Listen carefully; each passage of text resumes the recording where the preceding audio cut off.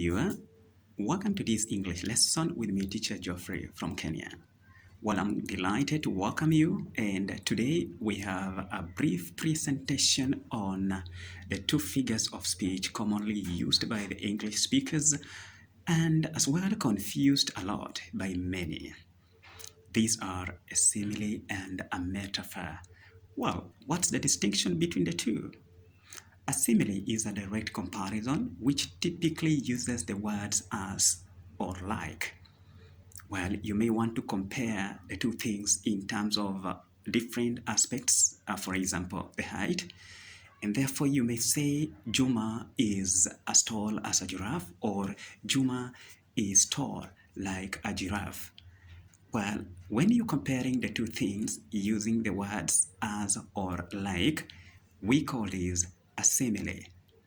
On the other hand, a metaphor is a figure of speech that has an implied comparison, or rather we may say it's an indirect comparison, where we use a word or a phrase of one thing to refer to another thing.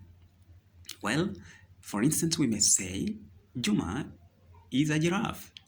Instead of using the words as or like, we simply say Juma is a giraffe to suggest that Juma and a giraffe are similar, while this is only to bring about a rhetorical effect. What is a metaphor, therefore? It is a word or a phrase that is used for one thing to refer to another thing to suggest that the two are similar. So we literally refer one thing to something else. Like I may say one more example, my father is a lion.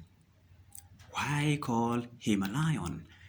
Using the aspect of the courage in my father, I may attribute that aspect of the quality of courage with the physical bravery of a lion. You got it? Well, I believe you now understand the distinction between a simile and a metaphor. Bye-bye.